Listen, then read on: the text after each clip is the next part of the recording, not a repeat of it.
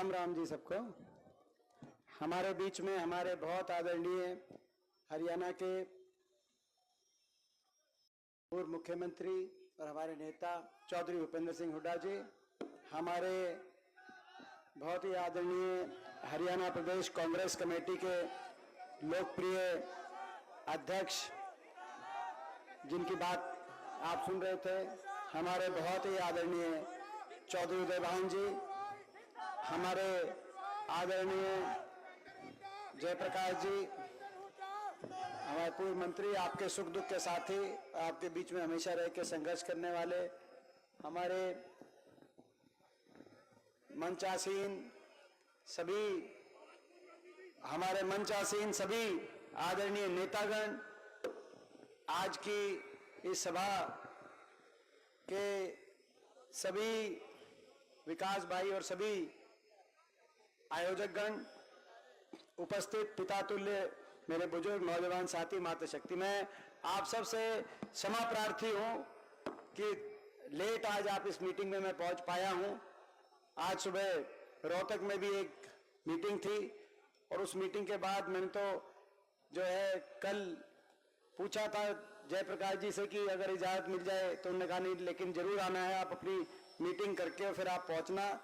तो जितनी तेज दौड़ धूप करके अगर आ सकता था उतनी तेज पहुंचा, लेकिन थोड़ा सा लेट पहुंचा और ये गुस्ताखी हुई कि अध्यक्ष जी ने अपनी बात रख ली। तो इसीलिए मैं ज्यादा लंबी बात नहीं करूंगा, क्योंकि हुड्डा साहब की आप बात सुनना चाहते हैं, अध्यक्ष जी की बात आपने सुनी है।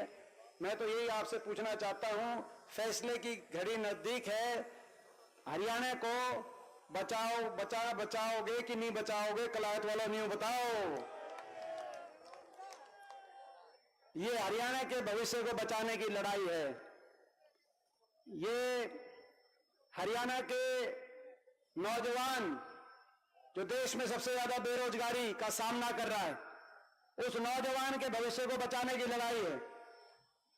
ये हरियाणा का किसान जो देश में सबसे ज्यादा जिस पे अत्याचार हुआ है, 750 किसानों की जान इस सरकार ने ले ली किसान आंदोलन में, और सबसे ज्यादा लाठीचार्ज, गोलियां अगर कहीं बरसाई गई तो इस हरियाणा प्रदेश में बरसाई गई। ये उस किसान के भविष्य को बचाने की, उस किसान के सम्मान को बचाने की भी लड़ाई है।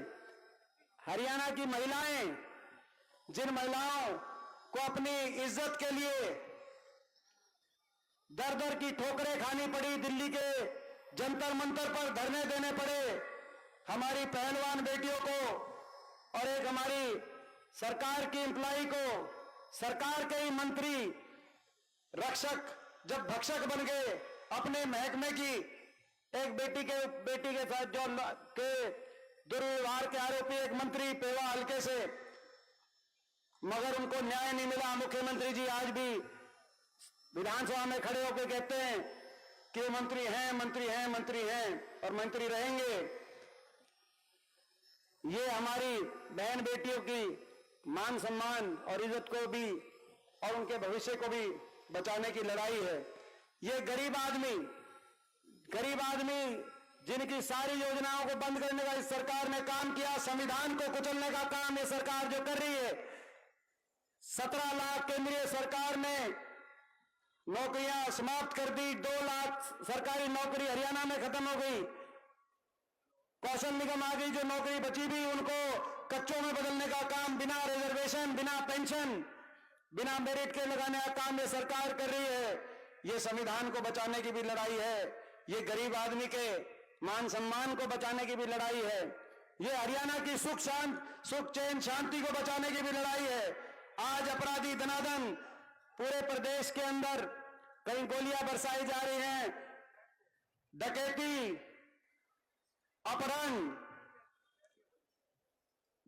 और फिरौती में 10 साल की खट्टर सरकार के बाद मैं पूछना चाहता हूं खट्टर साहब से, भारत सरकार के आंकड़े 10 साल के बाद कि देश में सबसे नंबर 1 पे अगर किसी प्रदेश में अपराध है, डकैती, फिरौती, अपहरण और हत्या दर में देश में नंबर 2 पर, आज हरियाणा देश में केवल बेरोजगारी में और अपराध में ही नहीं, नशे के सबसे ज्यादा मामले हरियाणा में और देश में सबसे ज्यादा पलायन अगर कहीं का नौजवान कर रहा है, अपने घर को छोड़कर विदेश में किसी को मजबूर होना पड़ रहा है जाने के लिए, घर बार बेचकर, गिरवी रखकर, कर्जा उठाकर, तो हरियाणा का नौजवान, एक एक गांव का नौजवान विदेश में जाकर मजदूरी करने पर मजबूर हो रहा है। 10 साल के बाद खट्टर साहब आपकी देन है, ये वो प्रदेश जो विकास के लिए जाना जाता था, आज देश में बेरोजगारी, नशा, अपराध,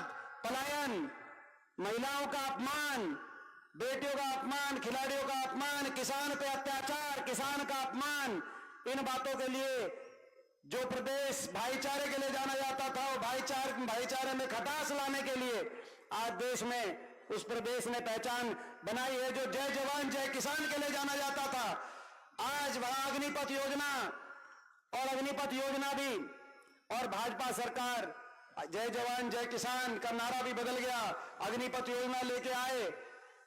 4 साल में बिना पेंशन के घर वापस, और भाजपा के कैलाश विजयवर्गीय अहंकार, घमंड कितना चल गया इनका, 7वें आसमान पे अंदाजा लगाओ कि कैलाश विजयवर्गीय का बयान आया कि जो अग्निपथ से वापस बिना पेंशन के आते हैं, हमने पूरे देश में इतने दफ्तर खुलवा दिए, उस दफ्तरों में इनको चौकीदार का काम देने का हम काम करेंगे। ये इतना घमंड, तो ये इनका घमंड भी तोड़ने का ये सब टाइम है। मैं दोबारा से आपने पूछना चाहता हूं, सोच समझ के जवाब देना। आप जो जवाब दोगे इतिहास में वो लिखा जाएगा। पूरा देश आज हरियाणा की तरफ देख रहा है। हरियाणा को बचाओगे कि नहीं बचाओगे, कलायत वालों नहीं बताओ। तो हरियाणा को बचाना, हरियाणा को दोबारा से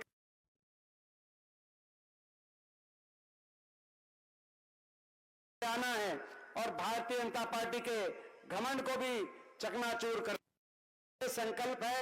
मैं इतना ही आपसे बोलते हुए अपनी जो है हाजी लगवाऊंगा, क्योंकि अभी आप सुनना चाहते हैं हुड्डा साहब को, सारी बात बोलेंगे, हाथी के पांव में सबका पांव और सबकी बात। तो अध्यक्ष जी ने भी बात कही, और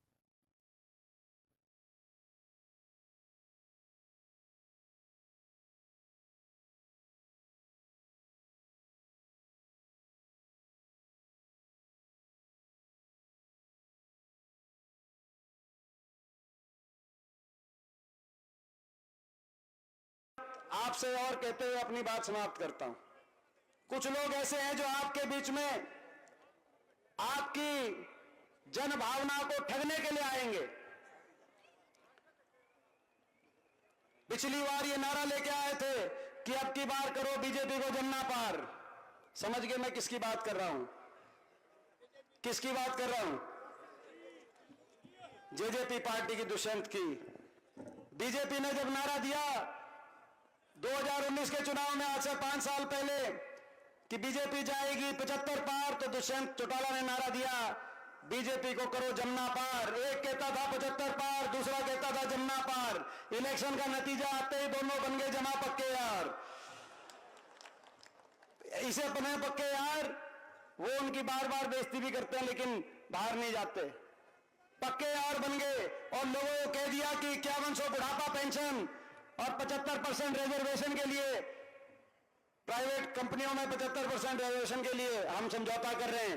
प्राइवेट छोड़ो, 75% रिजर्वेशन प्राइवेट में क्या नहीं थी। हरियाणा की जितनी लिस्ट आई 5 साल में, उन लिस्टों में 75% हरियाणा के बाहर के नौजवानों को कौन से आरएसएस के कार्यालय से पर्ची लेके इन्होंने भर्ती किया, इनको जवाब देना चाहिए।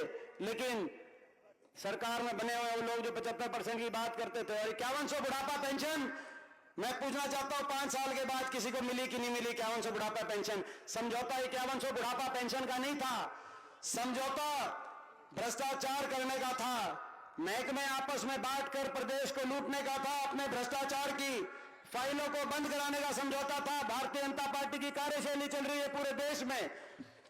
आप देख रहे हो किस तरीके से प्रजातंत्र का, लोकतंत्र का गला घोटने का काम ये पार्टी कर रही है, और किस तरीके से मुकदमे जिन पे बने उनको निशाने पे, तो आप देख रहे हो किस तरीके से। मैं ज्यादा तो भाई ये इस तरह के लोग बीजेपी के इशारे पे जनादे, पिछली बार भी लोगों ने तो कर दिया था बीजेपी को जमना पार, लेकिन इन्होंने जमना पार से बीजेपी की सरकार बचाई, जमुना में डुबकी लगवाई और चंडीगढ़ में खट्टर साहब को शपथ दिलवाई, बीजेपी को शपथ दिलवाई। इस बार भी आएंगे, वेश बदल बदल के आएंगे, आपके बीच में आएंगे। जन भावना हरियाणा में बन गई। सरकार लोग बदलना चाहते हैं, हरियाणा को बनाना चाहते हैं, बचाना चाहते हैं। हरियाणा के कोने कोने से एक ही आवाज जा रही है, बीजेपी जेजेपी की एक खट्टर दुष्यंत सरकार आ रही है और ये सरकार जा रही है और हुड्डा साहब के नेतृत्व में और उदय भान जी की अध्यक्षता में कांग्रेस पार्टी की सरकार आ रही है। ये चारों तरफ जन भावना बन गई, लेकिन इसकी रक्षा करनी पड़ेगी। जो चीटिंग करें, जो इस तरह के जमुना पार का नारा लेके आपके बीच में पड़े मगर बीजेपी के इशारे पे बढ़े, ऐसे लोगों का ध्यान आपको रखना है। जहां आपके लिए लड़ाई लड़ने की जरूरत होगी, छाती हम अड़ाएंगे और कोई कड़ पाछे अगर कोई वार करने की कोशिश करे तो उनका इलाज तुमने करना है। ये एक आपस में फैसला हमारा। तो भाई इन्हीं शब्दों के साथ आप सबको एक बार फिर आज इस कामयाब जनसभा के लिए मैं बहुत बहुत बधाई देता हूं और कलायत हल्के का जो ये फैसला है, भाई ये फैसला की रक्षा आप सब करेंगे, मुझे पूरा विश्वास है। जय हिंद जी और जय राम जी की।